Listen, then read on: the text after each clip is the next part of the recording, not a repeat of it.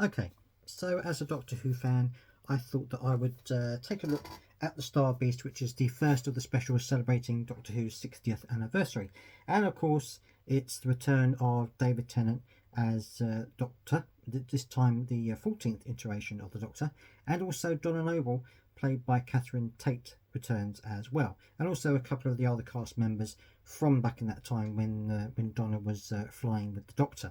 It's also great that in the next episode, Wild Blue Yonder, we see Bernard Cribbins in sadly his last role before he died, which is a real shame because I know they were going to include more of him if he had been well enough, but unfortunately he wasn't enough to do any more than what he did. But it's fantastic to see him. He was such a great character, and he will always be one of the best characters that Doctor Who have ever produced. And it's all credit to Bernard Cribbins because his acting ability and the way he played the character is probably 99% of why people love him and adore him so much. So I thought that well, I'm going to do a longer video. Let's move this over here a little bit.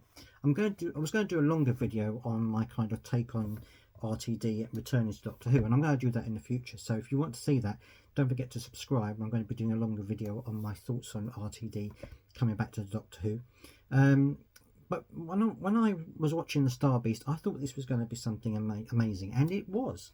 Let's face it. When you're looking at when you look at the episode itself as a whole, Disney put a lot of money into the Doctor Who series, and you can see where the money has gone. The special effects are really good. The prosthetics, such as and the models they made of the Star Beast and stuff like that, they're really good. I think they are very good indeed.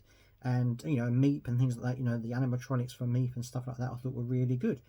And you can see where the money has been spent because it's a step up from previous series where they've had a restricted budget. They've kind of gone a bit further with this one, and it's great that they've done that because I think it looks very good indeed, very very appealing. And the special effects of the Doctor drawing the shields and stuff like that, great. I loved it. And the story itself, obviously it comes from a comic from back in the day when the Meep was introduced. The story of the Meep is a great idea, and I thought that this was going to be a good way to start off the 60th anniversary of Doctor Who.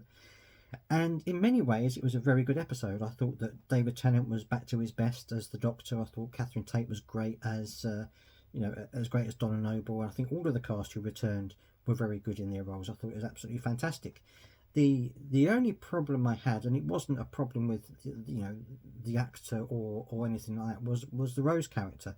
Not because of anything that you might think is obvious, but purely because I think that as the story was going on, obviously you saw the issues that Rose had with people calling her by her old name or dead naming, I think as they called it now, and things like that, and obviously having this difficulty with her identity and the way that she was moving forward and feeling out of place, feeling like she wasn't part of anything, and it was a good way to tell the story, and it was good to introduce that character in that way. And I thought that if you're introducing those type of characters, Doctor Who does it all the time, great.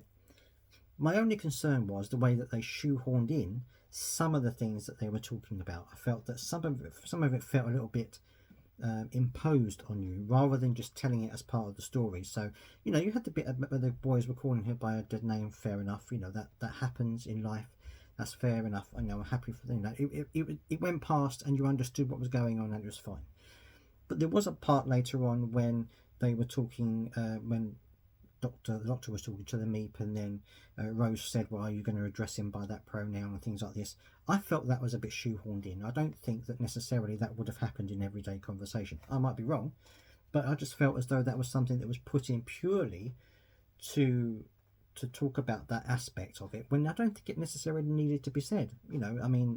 It would have been, I think, perhaps better if the Doctor had said it. If the Doctor had said, oh, by the way, what how do I address you? What do I call you?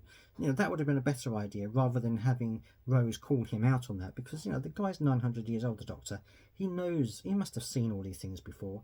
He knows everything about the way that the universe is and the way the Earth has progressed. He's been into the future, he's been into the past, he knows these things. So I don't know why the Doctor would be ignorant of that kind of thing.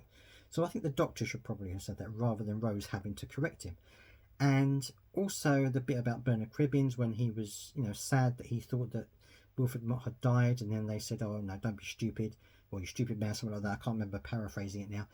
That as well, why are they doing? And part of me wonders whether this would have happened if Jodie Whittaker had been in the hot seat. If she'd have been the Doctor, would they have said, "Oh, you stupid woman"? Would they have said, "You stupid girl"? Would they have corrected her? And there was also part of the end of the episode where, they were saying, "Oh, if you were still a female Doctor, you would understand that, what we're talking about, and you just let it go," and this kind of stuff.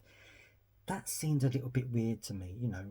I don't understand why they had to keep doing this to the male characters. They have to keep bashing them, because, at the end of the day, yes, okay, he didn't realise that you could just simply let this energy go. Why he didn't realise, I don't know, because, he's the Time Lord and he knows all about his regeneration energy, and all of a sudden they know more than he does. And I know that because of what happened, that she, had this energy from the TARDIS and the regeneration energy. I understand that she knows a lot about the universe at that time, but I just don't see why they had to put it as though he didn't know anything, they knew everything.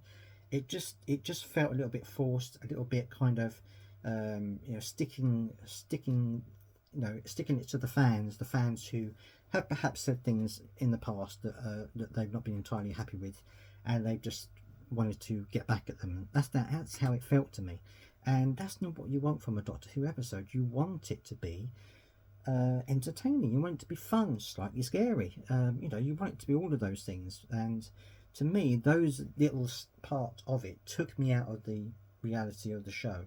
I was quite happy going along, watching it all and understanding and getting absorbed in it. But those little moments just threw me out of the show. And that's not what you want, because then you've got to get back into it again. And what you want is to encapsulate someone in the first few minutes, grab their attention, and then hold it for the duration of the episode. And I felt that wasn't happening sometimes. Now, I'm not saying that, it shouldn't have been said or anything like that. But what I'm saying is that you want to have things in the show. If you want to have inclusivity in the show, absolutely. But you've got to do it in a natural way, a way that's not forced, a way that doesn't seem as though it's trying to preach to you. You want it to be introduced, and you want it to be there, laid before you, and then you can do with it whatever you want. You can process it however you want to process it. I think that's the best way to have television. And there are lots of TV shows who do that very successfully. And Doctor Who has done it very successfully in the past. But recently, it's been like that, and I don't understand why they do it, because it does turn people off. It does put people off the show, because you don't want to be preached to. You want to be entertained for 60 minutes or however long the episode is for.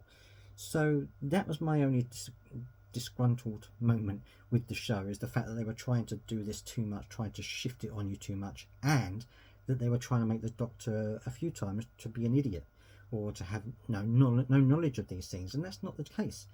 That was the frustrating thing about it.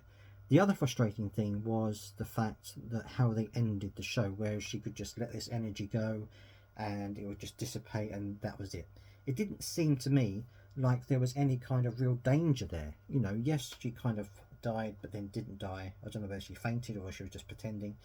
But, the whole build-up to it was the fact that he can't tell her who he is because she will die. And then he has to tell her, and he's really worried because he thinks she's going to die. And then at the end of it was just like, meh, she's fine. Just let the energy go. There's no big deal about it. Just letting the energy go, it's absolutely fine. That didn't sit well with me. I thought that was a bit of an anticlimax, a bit lazy writing, shall we say. I don't expect that from RTD, but it just felt a bit lazy, as though he just thought, well, that's how I'm going to end it. How do I end it? Oh, I'll just say she let go of the energy, and it split between her and her daughter, and they just let the energy go, and that's fine. Just seemed a bit rushed and a bit silly and a bit just a little bit sloppy. But I'm yet to watch The Wild Blue Yonder, so I'm going to do a review of that, so don't forget to take a look at that on my channel as well.